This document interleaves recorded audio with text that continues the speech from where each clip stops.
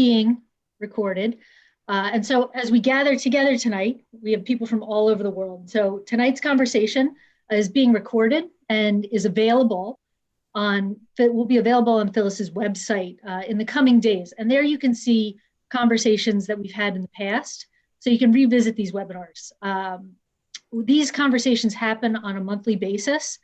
And so we're excited for those who have been with us before and excited for those who are new to our conversation.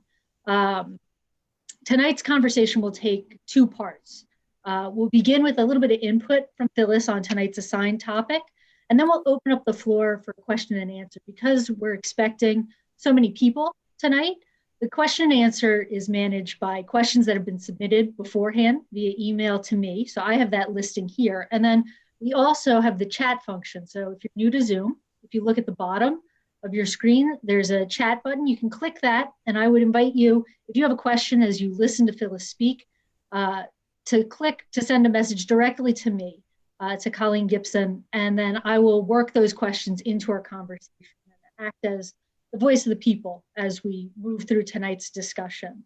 Other notes to pay attention to is that you can sign up to receive Phyllis's column from NCR, and we will paste a link to that in the chat box, and that way you'll get reminders, because the National Catholic Reporter typically sends out invitations to our next conversation when we're having them.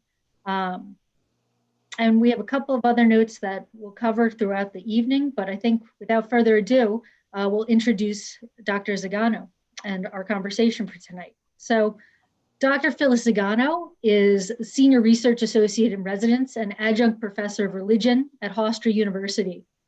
She is the author or editor of over 23 books in religious studies, including her newest offering, Women Icons of Christ, which is released from Paulus Press. Dr. Zagano's other books include Women Deacons, Past, Present, Future, Women in Ministry, Emerging Questions on the Diaconate, Mysticism and the Spiritual Quest, and Women Deacons, Essays with Answers.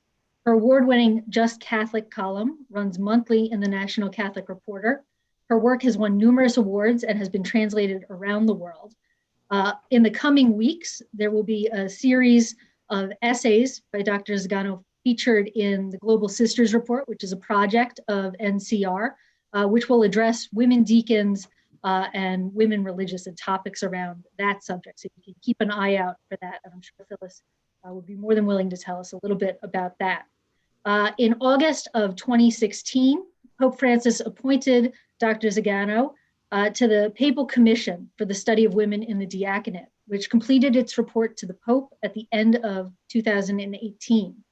It's a great pleasure to be able to engage her in conversation. These dialogues are always interesting and bring a lot of insights, and with all of the things that have been in the news in the last few days, there's a lot to talk about tonight. So without further ado, I'll hand it over to Phyllis. Well, thank you, Colleen. I really appreciate this. We can't forget to tell folks that we have another date scheduled, and if one of us remembers it, we'll actually tell folks which date it is. Let me begin by saying it. Yes, it's been an eventful couple of days, and you know, we pray for the country and the Congress and the people of God who are so upset on all sides of the conversation. Just today, we had yesterday, we had the release of a document called Spiritus Dominus, and I'm just going to say a few things about that because it's a fascinating document.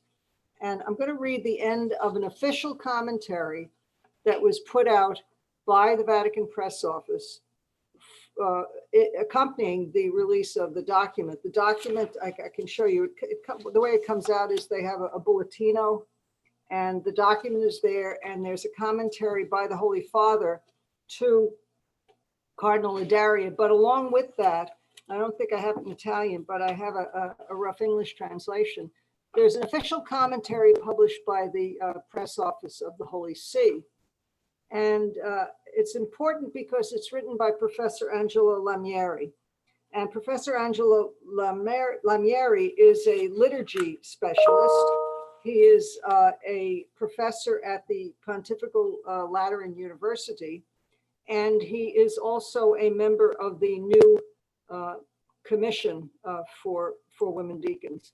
So I find it very interesting that he's making an official commentary on a document that changed basically one word in canon law, Canon 230, paragraph 1, that lay people can be formally installed into the ministries of lector and acolyte. But let me just read you from the end of Lemierre's comments. He says, precisely for the common service to the people of God, for the salvation of the world, various ministries, true gifts of the Spirit, participants in the prophetic, priestly, and regal newness of Christ are outlined in the church.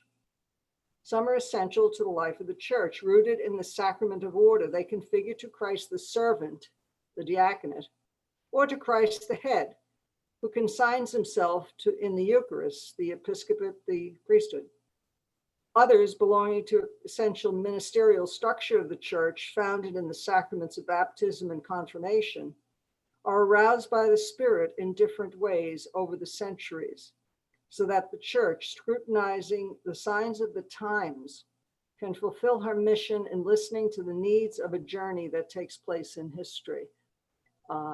Throughout the document, throughout the commentaries, the diaconate and the priesthood are distinct and separate. And if you saw commentary in the New York Times today, I was quoted by Elizabeth Pobledo in Nicole Winfield's piece from the Associated Press, which ran around the country. You also have a woman in Rome who says, oh, well, this changes everything. Now there's not going to be any diaconate. There's very good commentary on BBC World News. Actually, it starts at 14 minutes, if you can find it, by Kate McElree, who's the president, executive director of the Women's Ordination Conference. And she speaks about how this will affect the way women are respected in the world. And I think that's the big takeaway from this document. If you remember, the Amazon Synod actually requested in paragraph 95 of the final document, requested the admission of women to the ministries, the lay ministries of lector and acolyte. Now, this is the second synod. There was a synod in 2008 that requested the same thing. The reason it's important is because it's the tradition, not necessarily a law, but it is the tradition that people who are headed towards the order of deacon are first admitted to the ministry of lector and then of acolyte. These two lay ministries replacing what were known as the minor orders, which were ordained orders, but minor ordinations, which took place in the sacristy as part of the cursus honorum, which if you've been around these meetings before, you know about the cursus honorum. Someone is tonsured and becomes a cleric and then is ordained to the minor orders of lector, porter, exorcist, and acolyte, and then to the major orders of subdeacon, deacon, and priest. But by the time of the 12th century, no one was ordained a deacon unless he, and only he, was going to be ordained a priest. And women deacons were put out of business, at least in the West, in the order of things. So it's an important point. The important points are two. One, the Holy Father has responded to a request of a synod, and he's done so pretty rapidly. It was only in October of 2019 that the synod concluded. And here he has changed canon law with an apostolic letter, motu proprio. Motu proprio means on his own accord. Nobody asked him to do it. But in the documents, he does say that he has the consent, I would say, of his curia.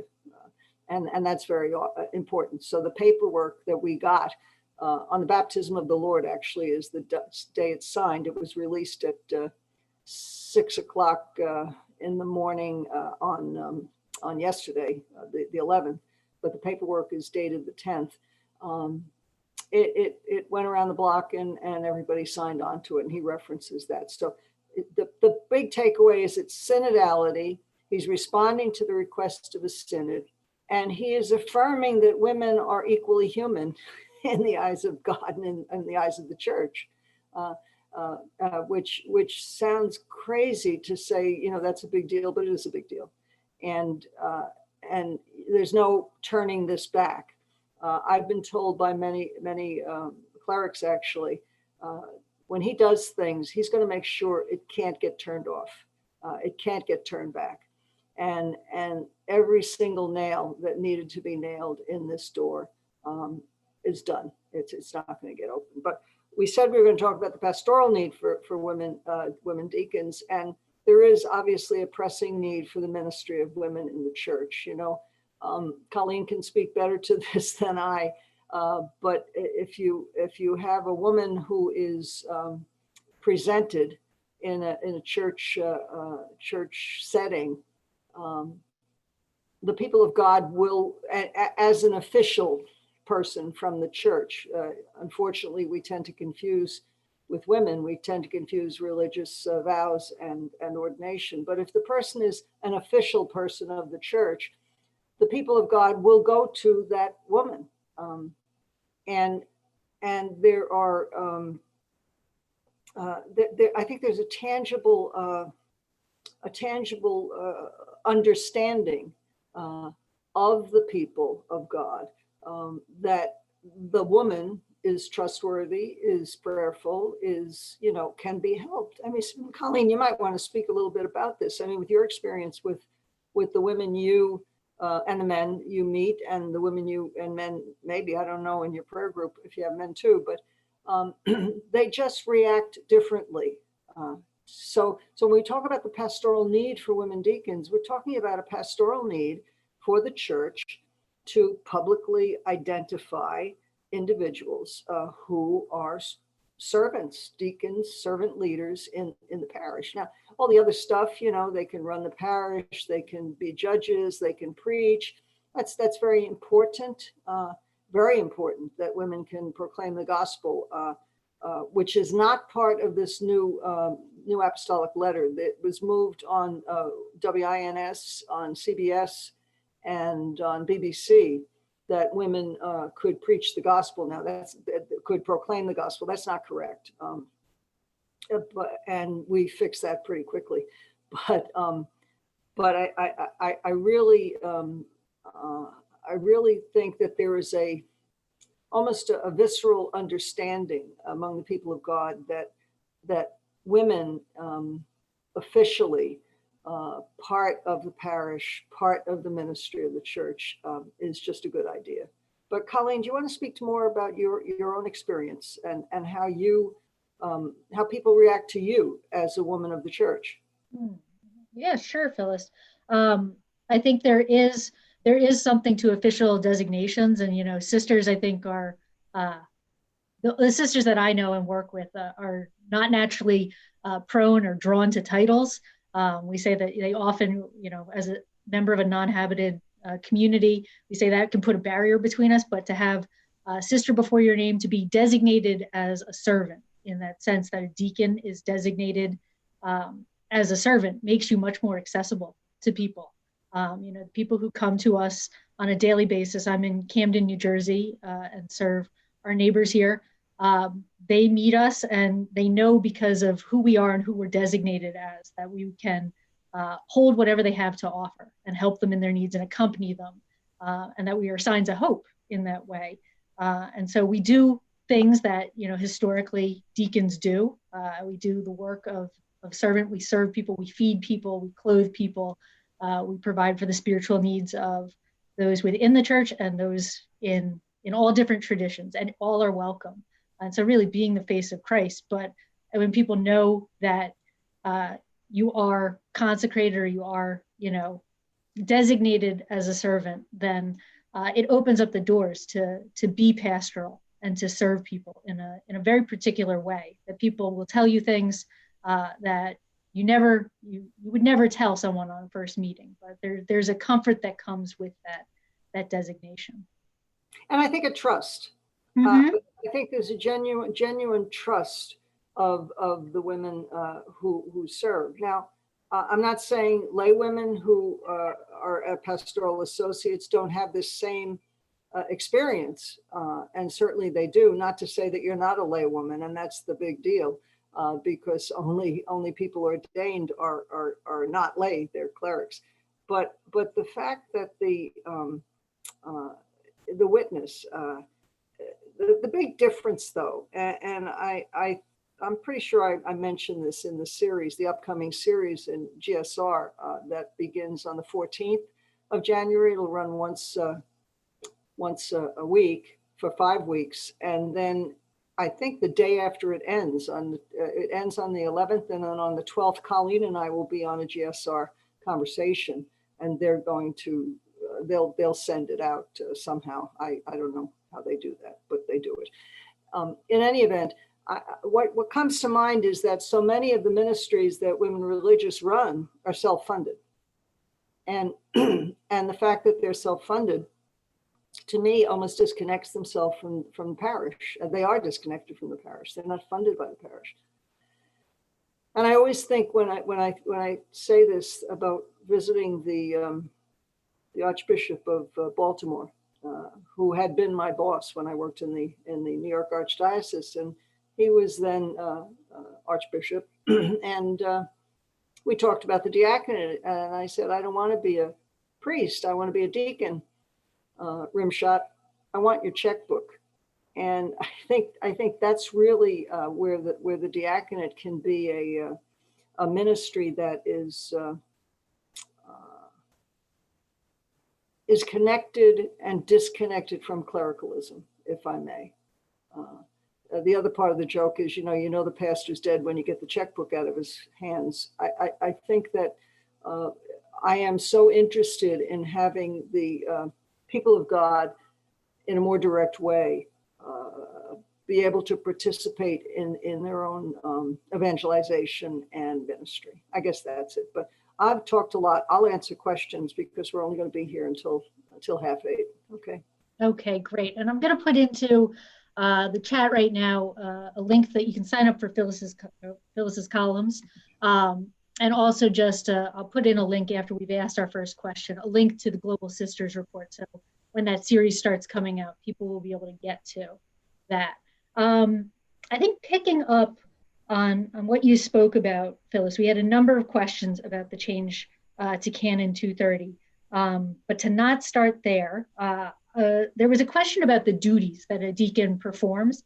And it might be a good introductory question for people who are new to our conversation, but I think gives a good overview to the witness that deacons provide. So the question is, in what ways are women already performing the works of deacons today? Yeah, it's interesting. In Vatican documents, when they talk about what deacons do, the word compiti comes up, and the word, competences, and I think that we have an interesting connection there to the tasks and duties of women deacons. So what do deacons do? And of course, again, rimshot, what about these can a woman not do?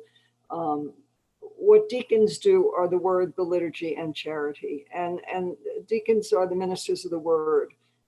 In ancient texts, we know that one of the big deals that women deacons did was to proclaim the gospel. When they were ordained, they were given a stole around their necks. And there's lots of confusion about some mosaics that women deacons wear the stole like a Western priest does today. And they're deacons, they're not priests. So that proclaiming the gospel and managing other liturgies, the liturgy of the hours, if it is the practice in the parish or elsewhere. Certainly in monastic settings in the early church, managing the liturgy of the hours, being the hebdomadry or the hebi. That's why more than one deacon was ordained in a female monastery, not just the abbess. There was more than one. And then we have the liturgy, and the liturgy, and this is where Canon 230 is important. In the liturgy, the deacon assists at the altar. Now, Canon 230 allows women to formally be on the other side of the fence, on the other side of the altar rail, and near the sacred. And what the deacon does in the Mass, two main points. One, when there's conversation or any kind of statement or any kind of words to go to the people from the altar, it's the deacon that sends those words out. It's the deacon who dismisses the people, but it's also the deacon who invites people to the kiss of peace. And so there's that. The deacon is the go-between, symbolically, between the priest and the people of God in the celebration. But the other part of it is that the deacon manages the sacred vessels. The deacon mixes the wine and the water, and you've seen it. Hands the mixed wine and water to the priest. In some traditions, some ceremonies, the deacon will actually bless the water before it's put in. And so the deacon is not a glorified altar server at this point. The deacon is genuinely preparing the sacrifice. And the deacon is the minister of the cup. If you have a major mass and you have people to administer communion, the first job of the deacon is the ministry of the cup if the priest is ministering the bread. But typically, a really big mass, you'll have you'll have a deacon of the word and a deacon of the Eucharist. So you'll have one deacon reading the gospel and another deacon preparing the gifts. But but again, the big deal about the deacon is on the altar next to the priest during the sacrifice of the Mass. And then there's charity. And charity really is the first job of the deacon. The charity of the church is historically the church's treasury was managed by the deacon, and this is how the diaconate really died out, because by the time of the 12th century, mostly the priests of Rome, were a little annoyed about the fact that the deacons were managing their pay, and that's kind of how the diaconate got squashed. Deacons were the ones in the early church. You would bring your gift and give it to the deacon, and then the procession. We used to have offertory processions before COVID. It was the procession of the deacons who brought the gifts of the people of God to the altar, and those gifts then became the substance of the sacrifice. But then after the Mass, you went to the deacon to be fed. You went to the deacon if you needed a chicken. You went to the deacon if you needed a blanket. You went to the deacon if you needed $5. And the last person online was the priest. So you can see where the tensions arose. And then the other part about the diaconate, the tasks of the diaconate, the deacon very often is the one managing the parish. We didn't talk about Canon 517, paragraph 2 that much, but that's the one that allows for the appointment of parish life coordinators. And these can be lay people or deacons who actually manage parishes. And when you look in the early church, it was the archdeacon who was running the diocese. And so if you needed to hire another bishop, or if you needed to find another bishop, typically you'd go to you'd get the archdeacon and make him the bishop. And so that created a lot of tension there too, but it just makes sense. I mean, the person who's managing the administrative needs of the parish and diocese would be the one who would be able to oversee the administrative needs of the parish or the diocese at the demise or departure of the bishop. So the tasks and duties of deacons, of course, are varied. Then there's always what can they do? Well, they can be a single judge in a marriage tribunal because they're clerics. They can preach because they're clerics. They can perform sacraments. They can witness marriages. They can baptize solemnly. They can, and it's really a job of the deacons to manage funerals, which are not sacraments, but that's pretty much what people think about when you think about the diacon. Unfortunately, in many of the developed countries, the deacons have become ceremonial. And just as the diaconate died out from the 9th to the 12th century because the diaconate was only ceremonial. I'm hoping that it's going to grow again because right now it's ceremonial, and maybe it'll grow and be more. So hope that answers your question. Yeah, I think as a follow-up to that, in the way that we see women serving today, not that women aren't able to do any of those things, but what are women doing things that currently deacons do or should be doing? Well, I think it should be is it. I've said this before, I think here, I went to a deacon who I met. He was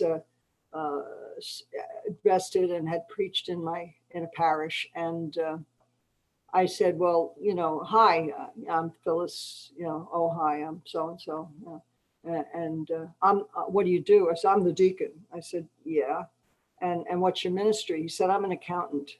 I was like, I said, fine. What his ministry was to show up on Sunday and participate in the Mass. What do women do that deacons do? Just about anything. Women are running soup kitchens. Women are working in social service agencies. Women are teaching.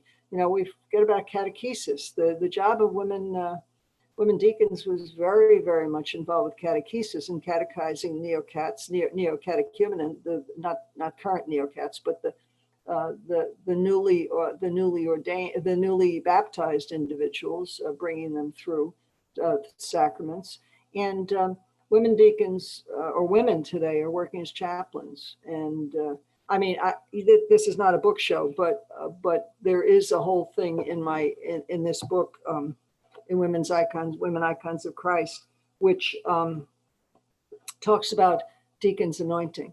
You just cry when you think about the women chaplains around the world who should be the ones anointing and could be the ones anointing.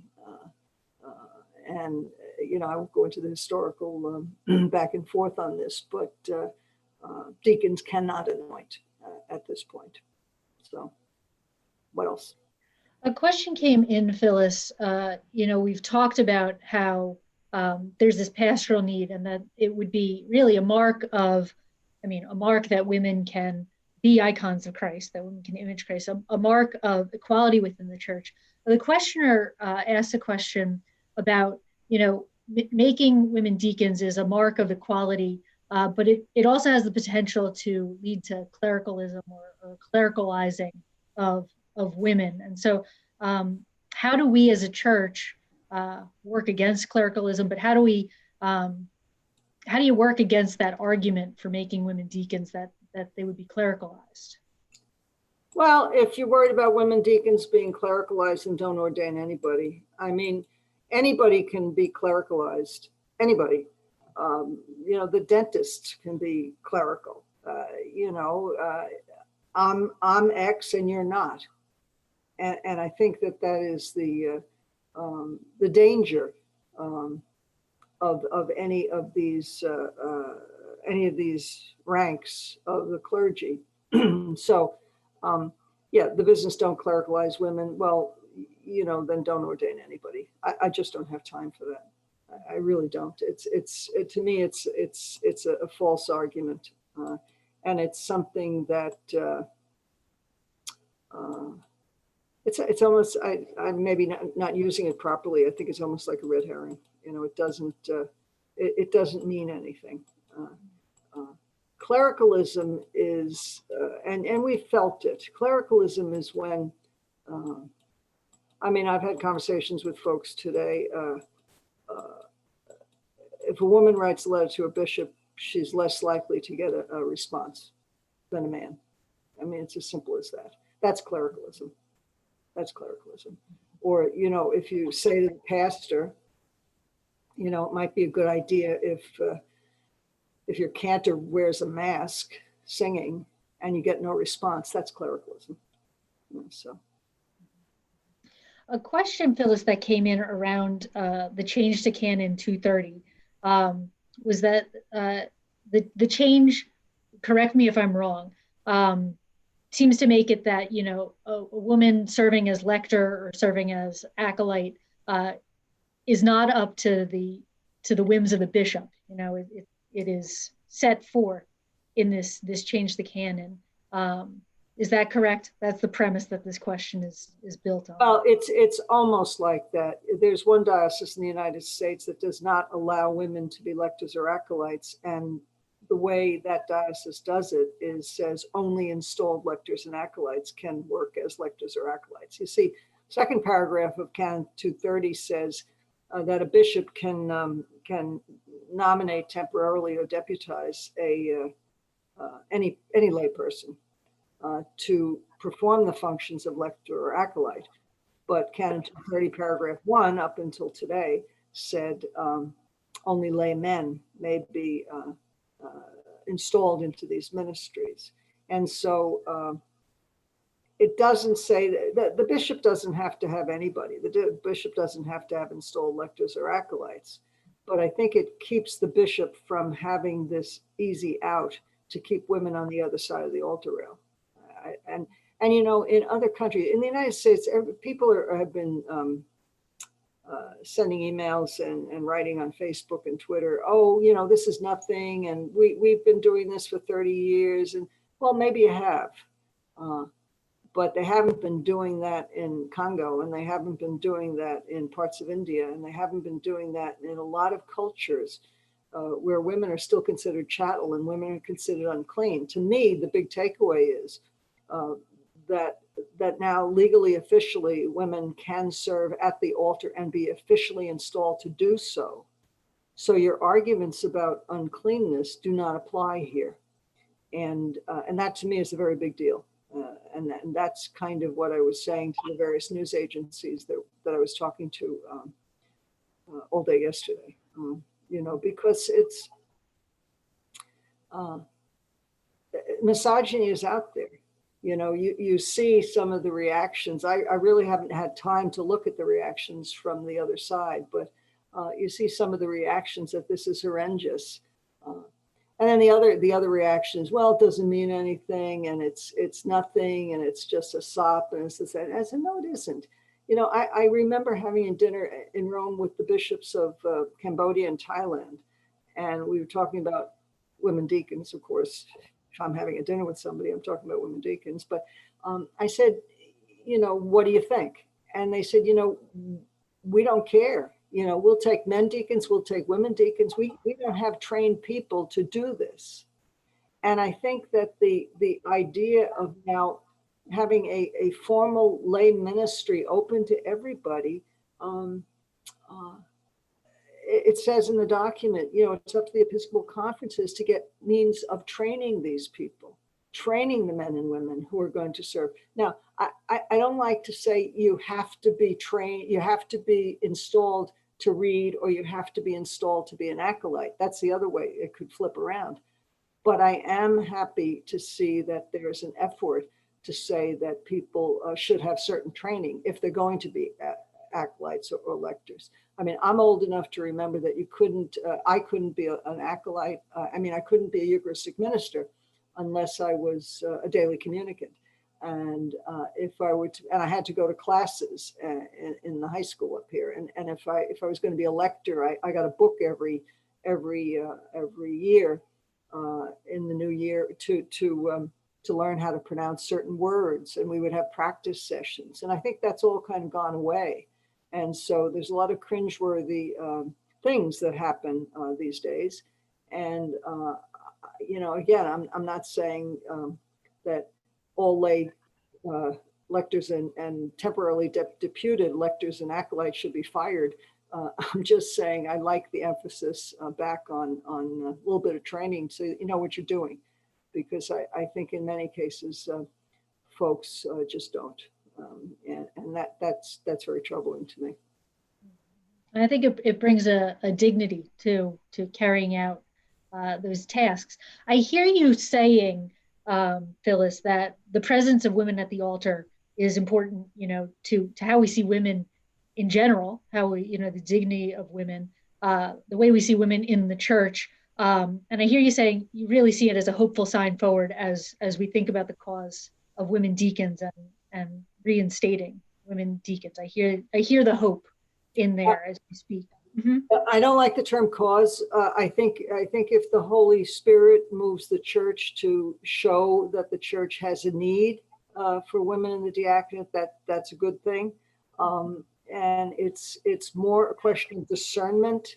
And that's why the end of Angelo Lemnieri's note here is so important, because he's talking about others belonging to the essential ministerial structure of the church, founded in the sacraments of baptism and confirmation, are aroused by the Spirit in different ways over the centuries, so that the church, scrutinizing the signs of the times, this is discernment. It's the people we talk to. It's the people we meet. It's the events of life. Scrutinizing the signs of the times can fulfill her mission. I hate that. The church's mission in listening to the needs of a journey that takes place in history. You know, we are bound in time and space. You know, I'm sitting here in New York, and that's where I am, and that's where I live. And we all have our own stories, and we come together and we go apart, and we come together and we come apart.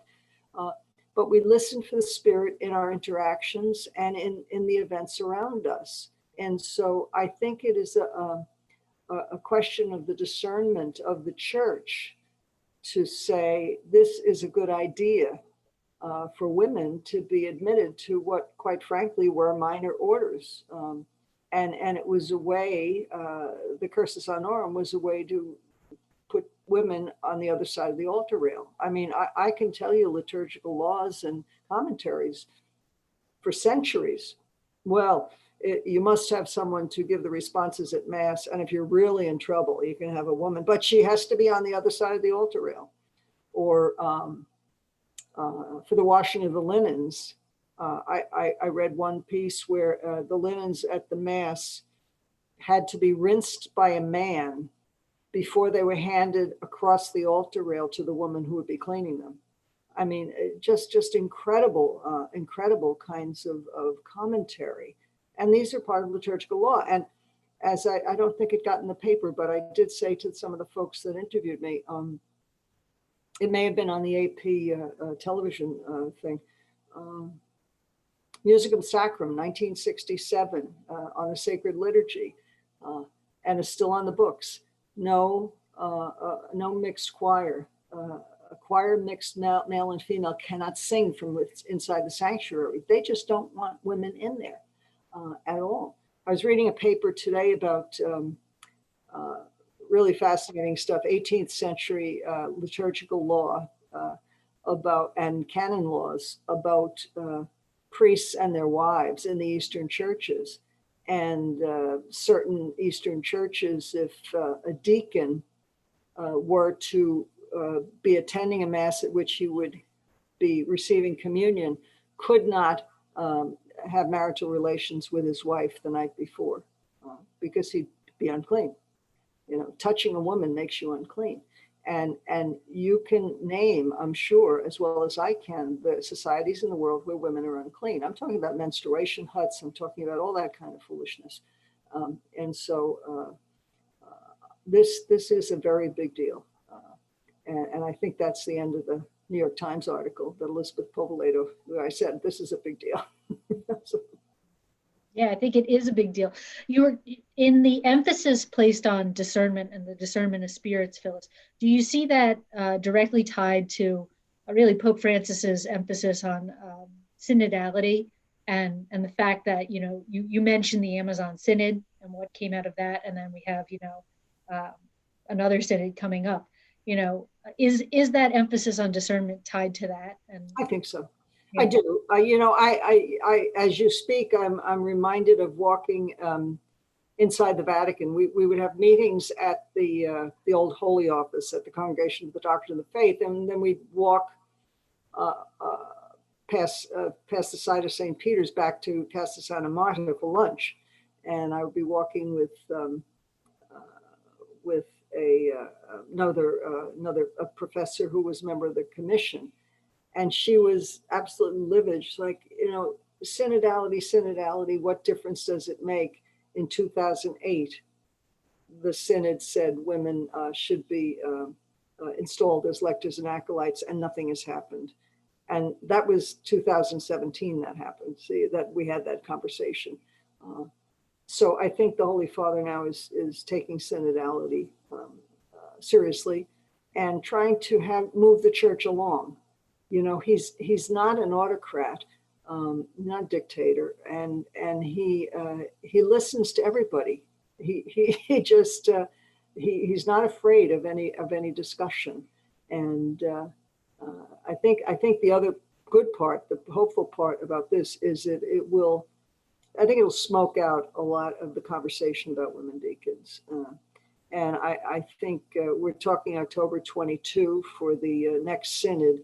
I think women deacons will be on the table then. I'm not expecting to wake up on Pentecost with another document saying women can be this year that women can be deacons. But I think I think he's very interested in this. I may have said this before. He did call in Cardinal Petrocchi and Dennis Dupont-Fauville.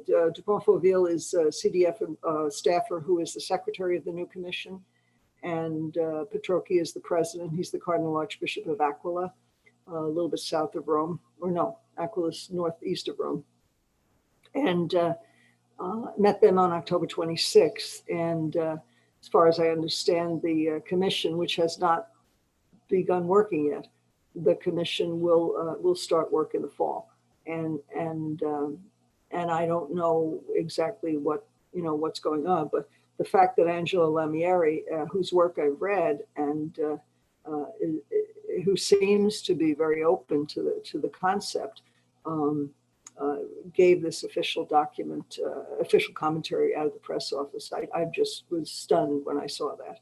I don't want to raise false hope. I think the hope that I would raise is that the Holy Father wants the church to discern this. And, if it's not something that the Spirit moves the church to, then it's not something that the Spirit moves the church to. But if it is, it is. It's as easy as that. This may be just one more question along those lines, Phyllis. And it came in from a questioner who was interested in Pope Francis's take on this, and Pope Francis's use of two particular terms, the idea of consensus that is so key to Francis, and the idea of revelation. So I'm going to read the question just to get all the pieces together.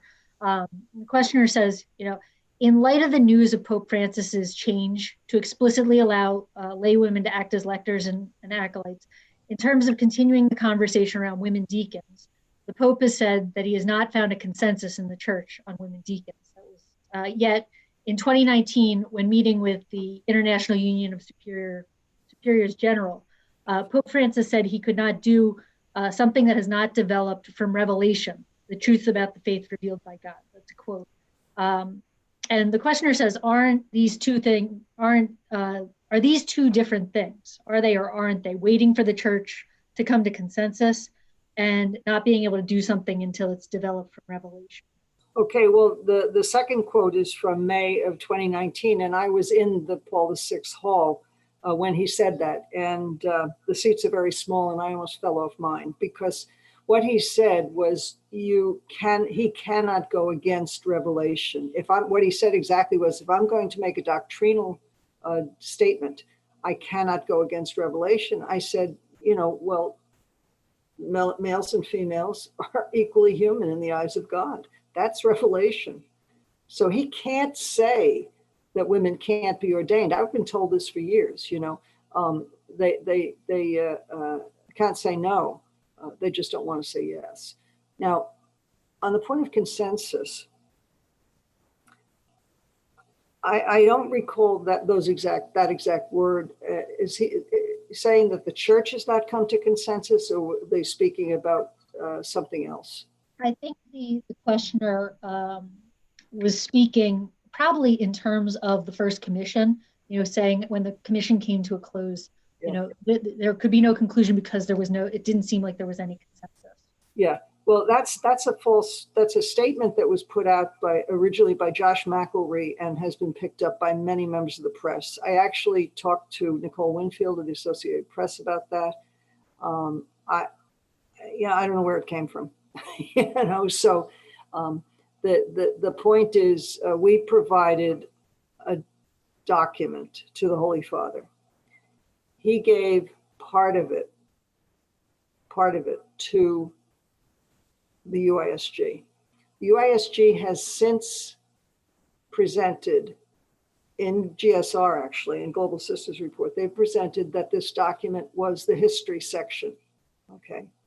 Now, if you want to talk about consensus and history, the same conversation's been going on for 400 years. And the discussion is, were they ordained, were they not ordained? And no one will ever make that determination. I can tell you what the sacramental formulae are, and they're the same for males and females. In some cases, they're identical. I've been thinking a lot about Gary Macy lately with Paul Crowley. He and I were in, I think it was March of 2019, we were in Santa Clara having a conversation. If somebody finds that link, it's on my webpage, but it's March 25th. And Gary Macy I was watching it again, listening to Gary talking about the history of the liturgies. And he says, it's pretty obvious. Women are ordained by the bishop inside the sanctuary. They receive a stole. They self-communicate from the cup, and they use the same ceremony for males and females. And by the way, they're called deacons. The women are called deacons. And so if they weren't deacons, they would be called something else. They'd be called lay pastoral ministers or something, whatever the equivalent is in the 5th century. So the problem of consensus, if you're talking in terms of history, is a difficult one. In terms of the commission, I really can't speak to the conversations in the commission, but what I can tell you is I have no idea how the papers that we presented went to the Pope, and I've never seen the transmission document or the actual final documents as they went to the Pope, and none of us has. So I can't, I don't know what he's referring to. But in terms of consensus, you're never going to have 100% consensus. And what are the issues?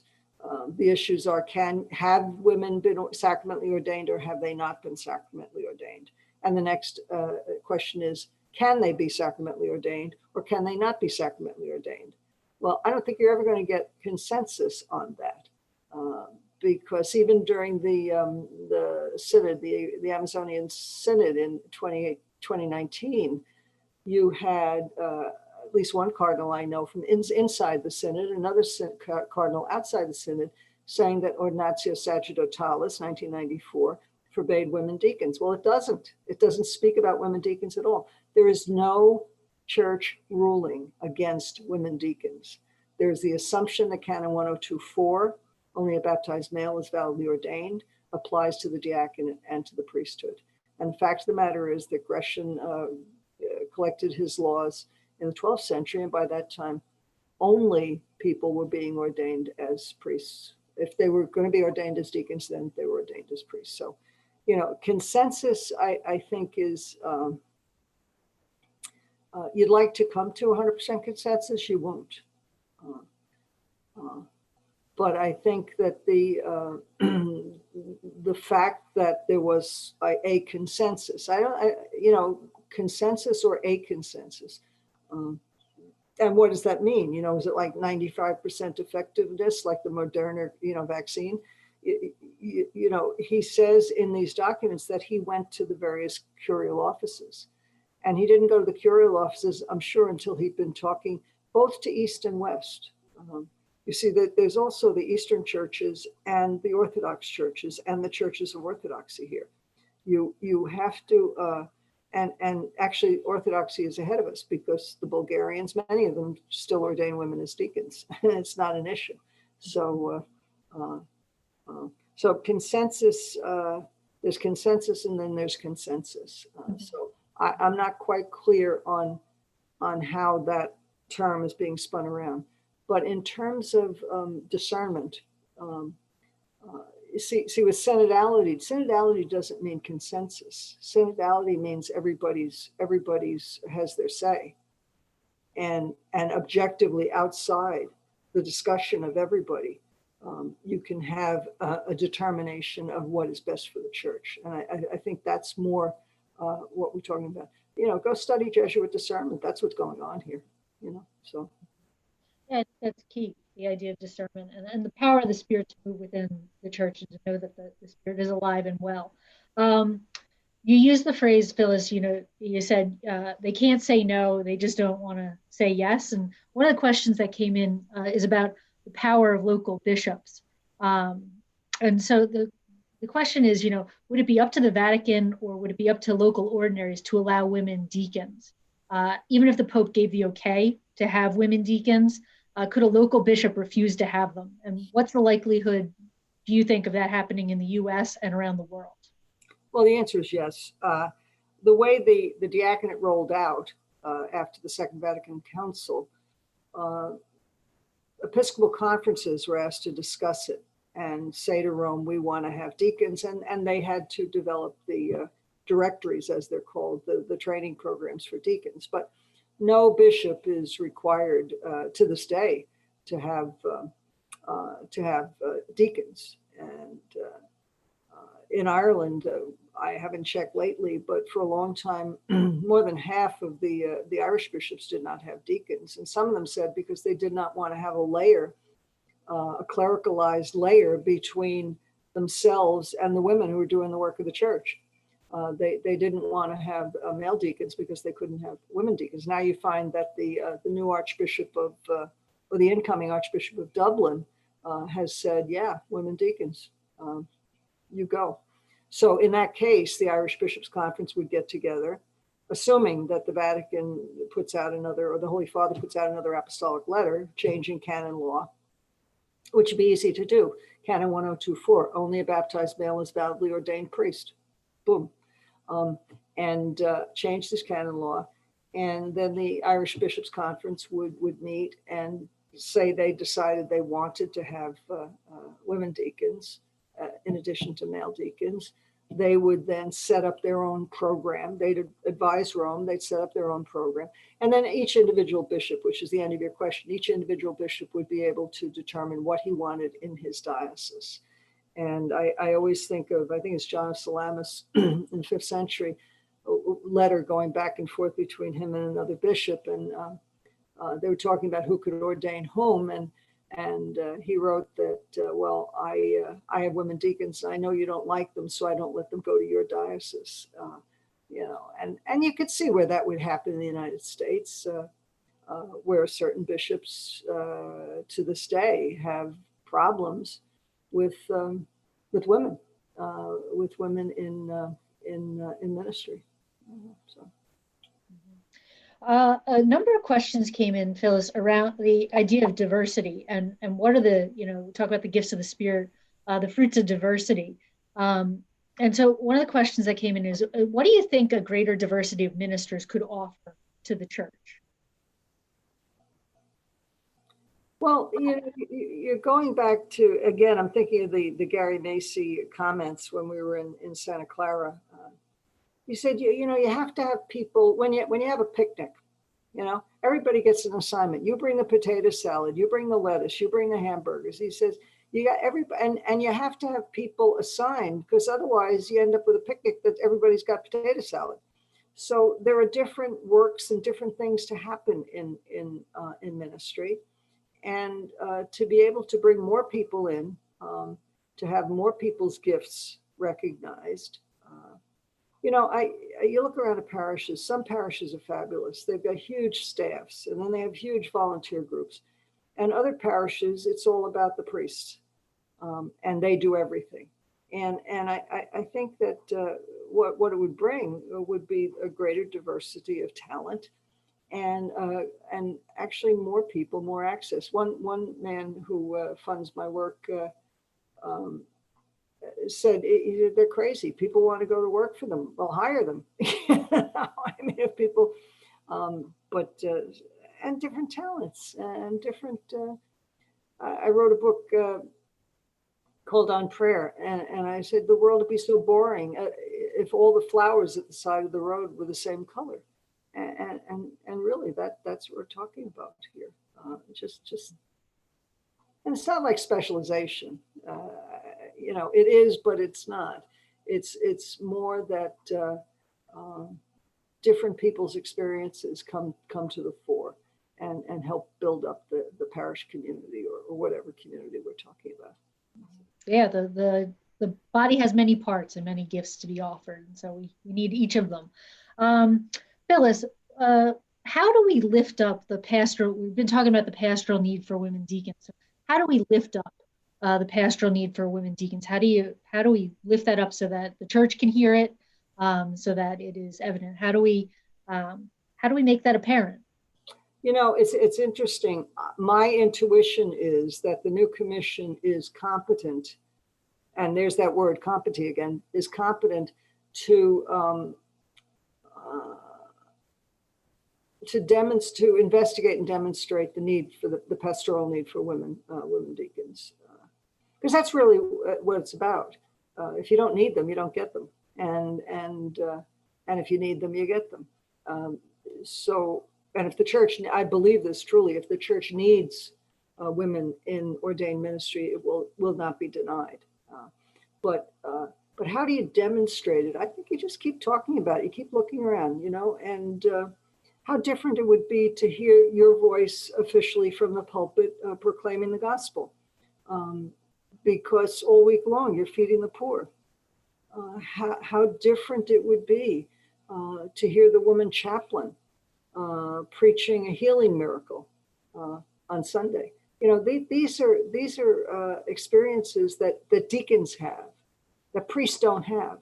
I'd like to see more deacons preaching anyway, who are doing diaconal ministry, deacons who are working in prison ministry, deacons who are working in the margins of society. So I think the pastoral need, we know the pastoral need is there because we always need to hear the gospel, and we need to hear it better explained and explicated by as many different people as possible. Yeah, and somebody pointed out in the comments, you can just look at different organizations like Catholic Women Preach, the fruit that they put forward, which is a wonderful resource and really bears witness to what you're speaking about. Our time is getting short, Phyllis. So is there anything else that you'd like to share with us? Any closing words of wisdom or hope that we can take with us? Well, there's always hope, and I think that again, we're in a very tenuous time in our country. Those of you who are from the United States and those watching from abroad, I think it is the job of the church to preach and to pray. And I think that my hope would be that we'll all come through the pandemic. We'll all come through the current crisis in presidential leadership and be together again next month. And one of us, I think, should remember the date that we're going to be. I have it. So we'll be together next month. I just put it in the chat on Wednesday, February 10th, same time and same place. So whatever time it is that you got on where you are, same time, same place on February 10th.